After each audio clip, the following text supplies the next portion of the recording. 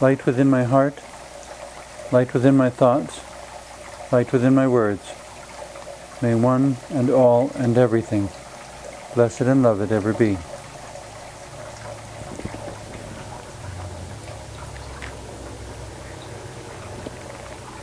Welcome.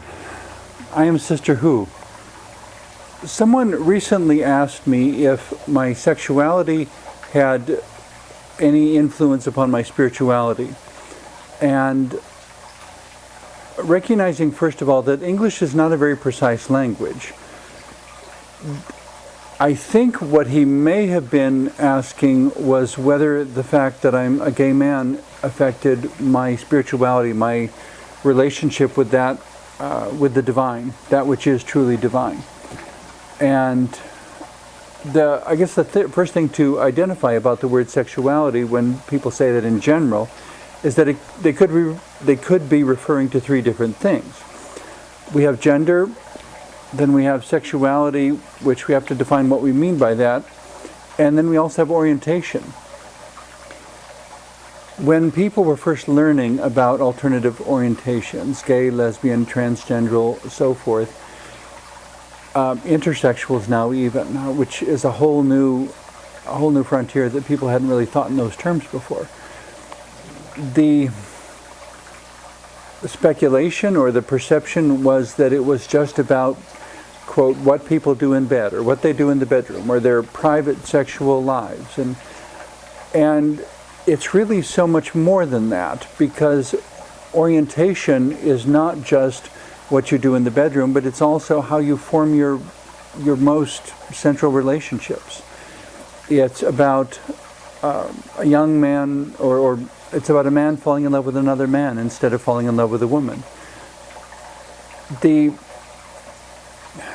generalizations are always problematic, but there seems to be a generalization in today's world that everybody is sexual. And I don't know that that's necessarily true either.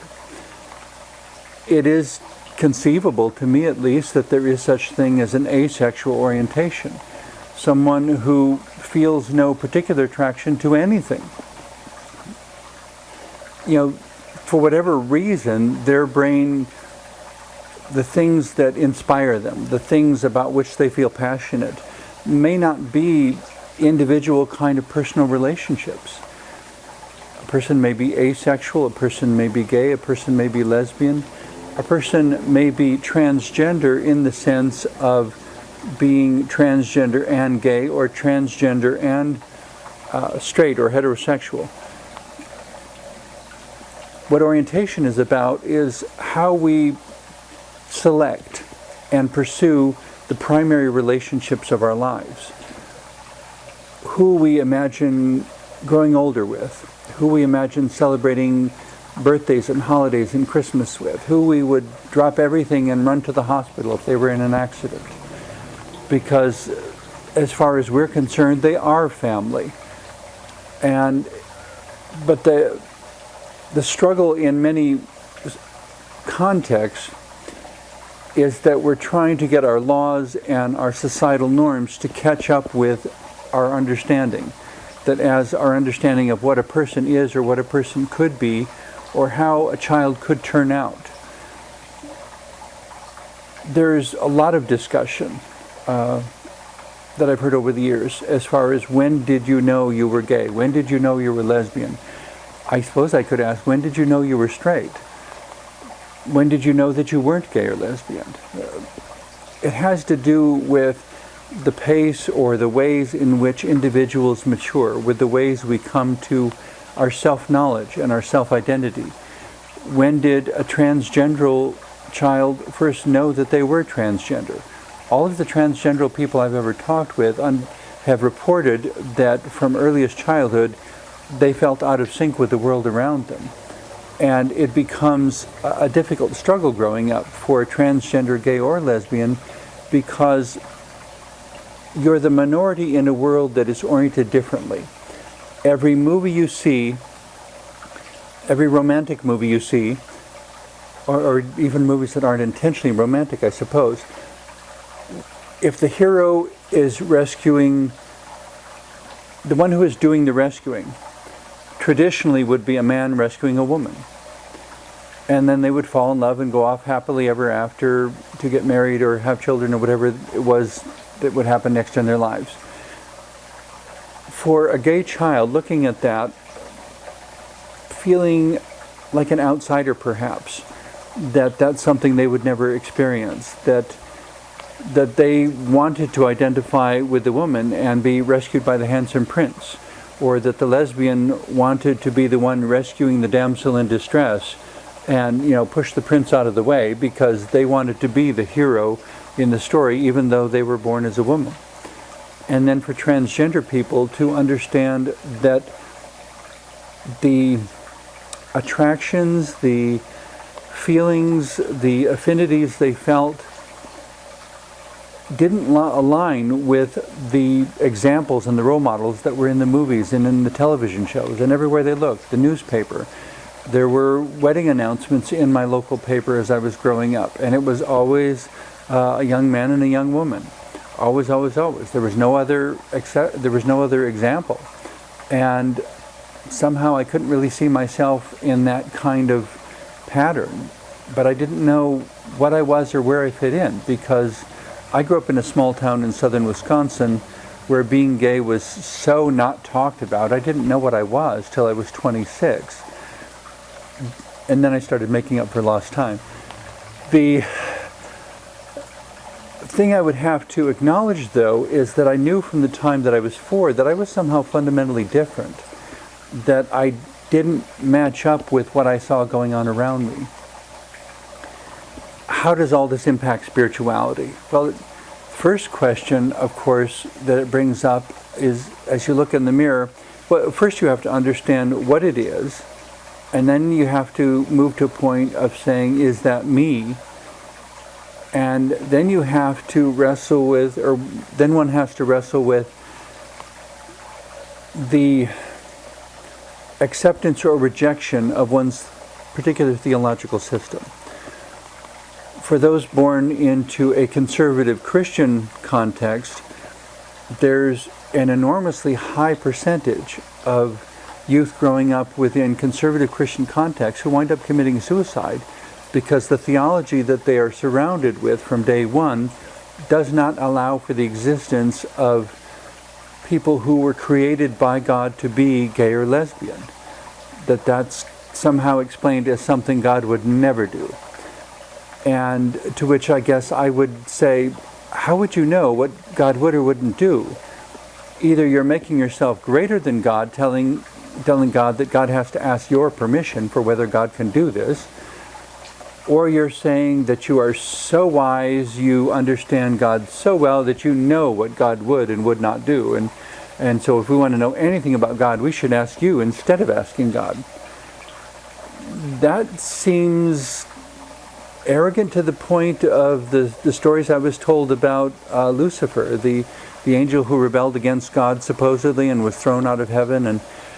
But there's a variety of stories about Lucifer. So what actually happened, I guess I would say you have to ask someone who was there, which certainly wasn't me. But there's a lot of different stories that we tell to make sense of theologies and to speculate about what our relationship with the divine should be. I don't see anything to be gained by looking at oneself as one of God's mistakes, or to even consider that God could make a mistake. In knowing from the time I was 4 that I was fundamentally different, and then finally learning in my mid-20s what gay is, and looking in the mirror after months of contemplation, and suddenly recognizing that, oh, I'm gay. And I found that I couldn't accept that about myself until I could conceive of a way that God would make me gay, and that it would be something most people didn't understand, but it wouldn't mean that God made a mistake, or that God was being mean and nasty, or that God created me only for purposes of destruction. God needed someone whom he could smash and condemn and be horrible to. I find that really incongruous with any notion of God as the embodiment of highest wisdom and greatest love.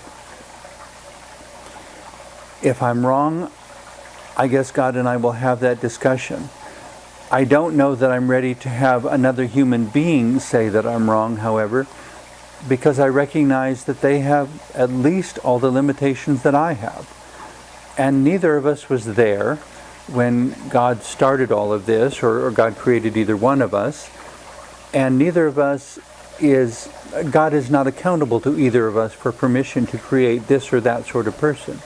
To create a person with a certain color hair, or a certain color skin, or whatever configuration of personality, aptitude, and interest a person might have. A person is a person is a person. Growing up within the Roman Catholic Church, for whatever negative things you want to say about the Church, I did grow up with the understanding that we're all children of God. What we do with that in practice, how it works itself out, how we relate to each other, I think we're still very much figuring it out. There's not a lot of really clear answers. In considering this basic question, though, of what does sexuality have to do with spirituality,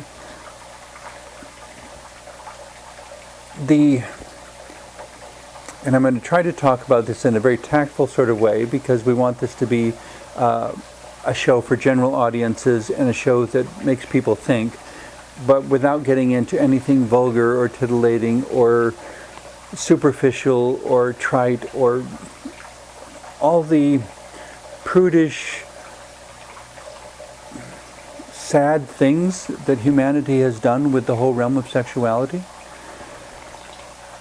It's a big problem, I guess, within today's world that so much of the adult population is extremely prudish. And the attitudes that children develop about their own sexuality, because children are sexual beings also.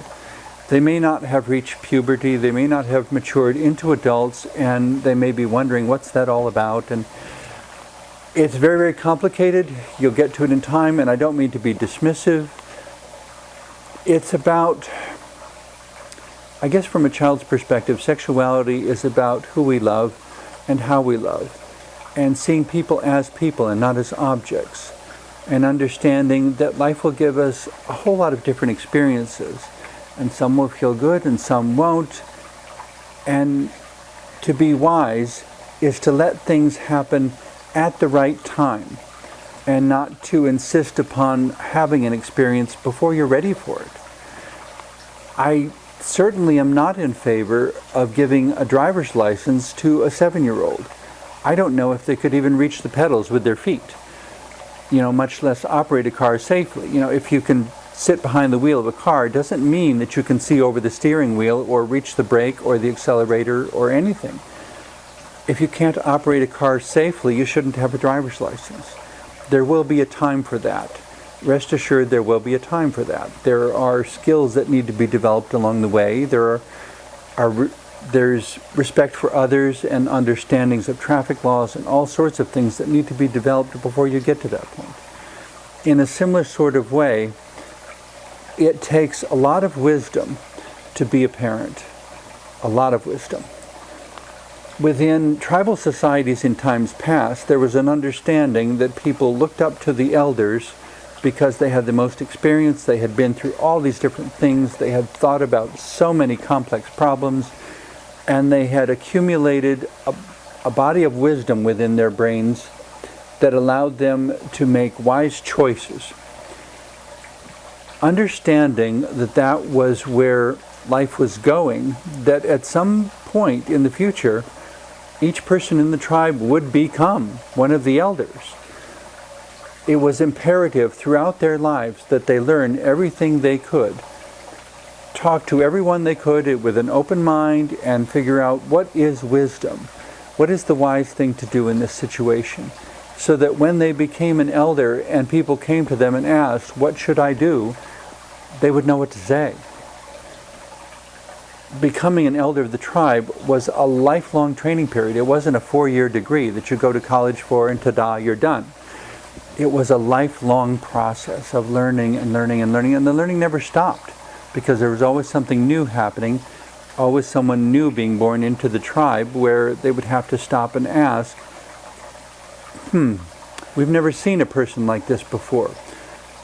What do we do with this person? How do we nurture this person toward their greatest potential, toward practices of wisdom and love, and toward a communal integration that doesn't compromise their integrity, that doesn't ask them to censor themselves or hide what they are or be afraid of finding out anything about themselves. I guess the curious thing, without going into any kind of sordid detail, curious thing about sexuality is that it is probably the most multidimensional thing in which people ever engage. And it takes a lot of wisdom and a lot of broad thinking to do it well.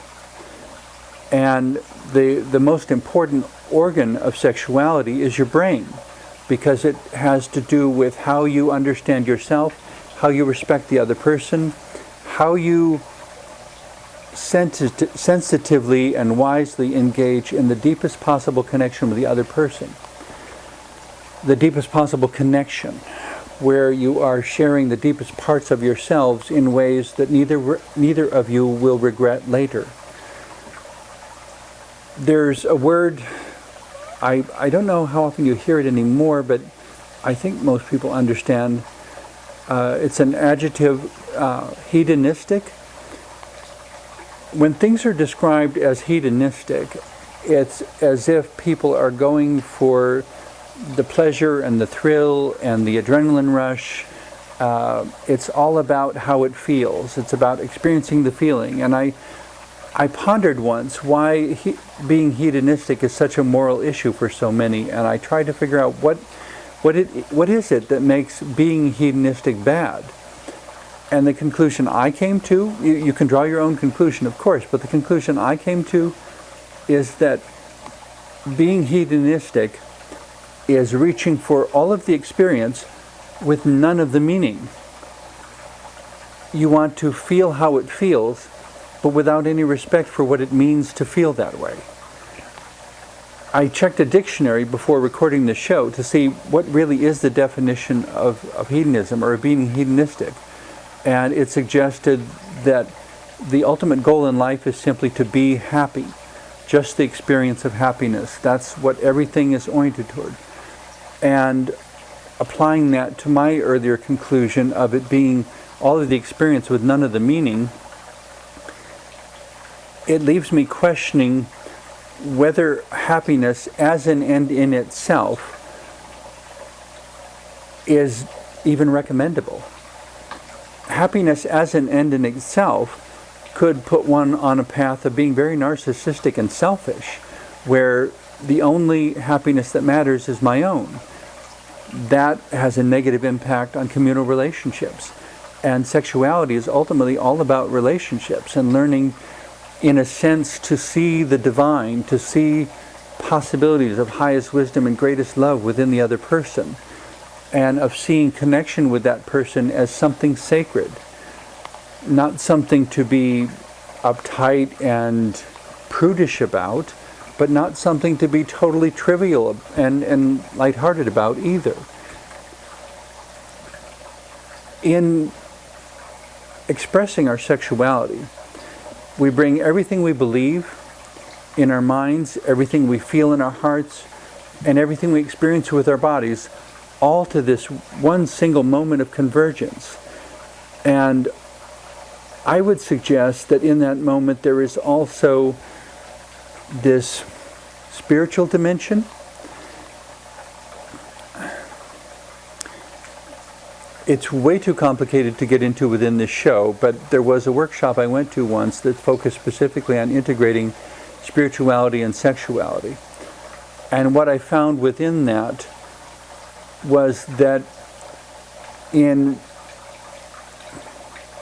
if one is honest enough with oneself to approach the experience without censoring anything, without being superficial, without going just for the experience and don't bother me with what it means,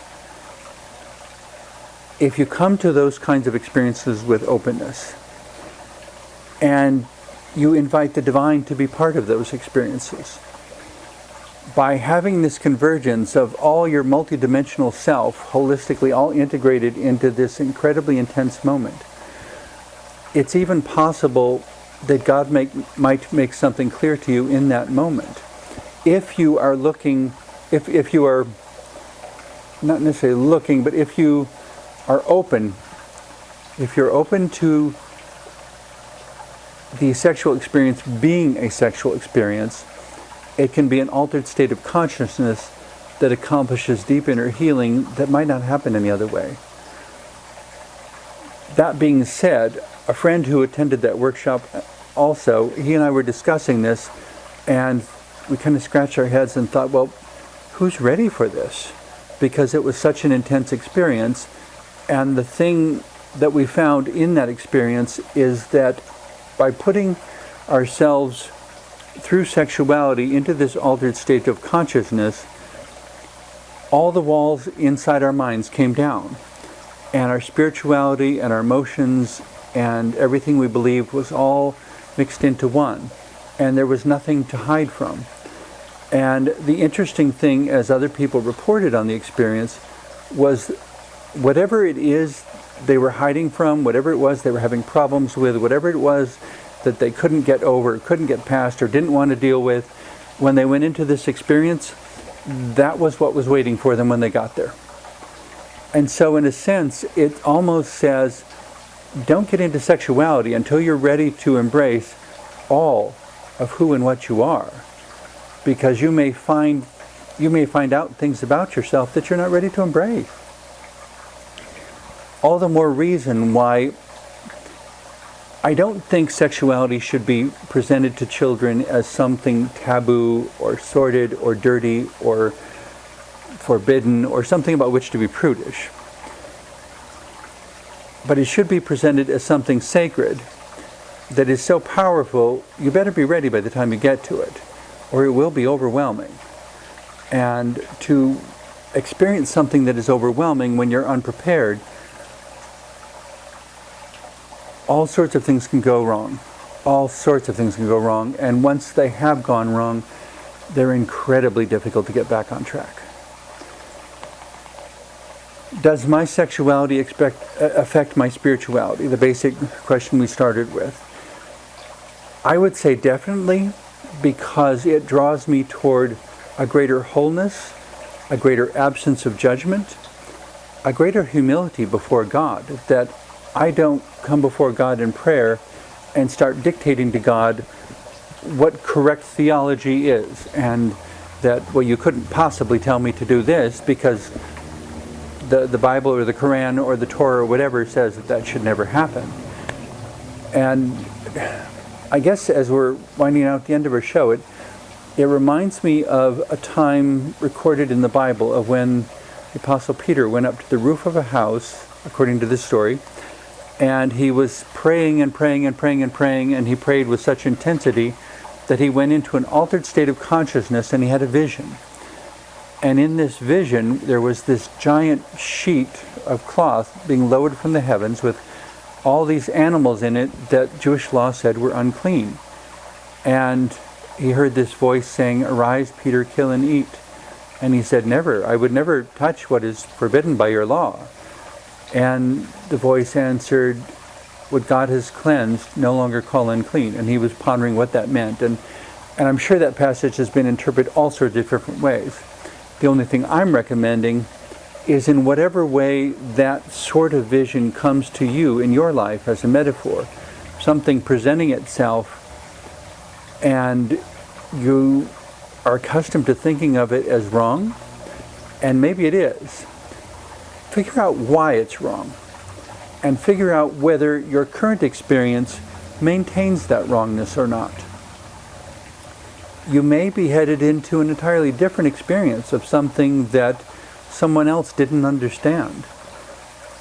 When I was accepting myself as a gay man, I met lots of people who wanted to tell me that I was wrong for being gay, that I was the sin that made God puke, or whatever horrible thing you wanted to say. And I couldn't very well move to a positive relationship with the divine from that kind of self-image. And so I needed to find some place where I came before God and simply said, I am what I am, and I don't know who's right and who's wrong. And I don't know whether the Bible or the Torah, the Quran, they all claim to be right. And they're all texts that have been translated over and over and over and copied and interpreted by so many different people. I need to know what you want of me. And that's where, for me, it started a spiritual relationship of incredible honesty, where I could listen to all these other perspectives and then go have a discussion with God about what they'd said and figure out what rang true in my heart and mind. In the same way that I don't know how I knew, but I knew that I knew that I knew that I knew that I'm a gay human being who is just as responsible as every other human being to be loving and wise and kind and gentle and to have self-discipline and to be as wise as I can be. That this sexual part of me, this orientation part, this gender part, these were all parts of me. There were so many parts of me to integrate toward, as I spend my whole life moving toward a holistic understanding of who and what I am. I suppose you could say, in the final analysis, the body is our most obvious and most available metaphor for all the things that can happen within a spiritual relationship. And of course, there's always more to say. Always. Thank you very much for watching.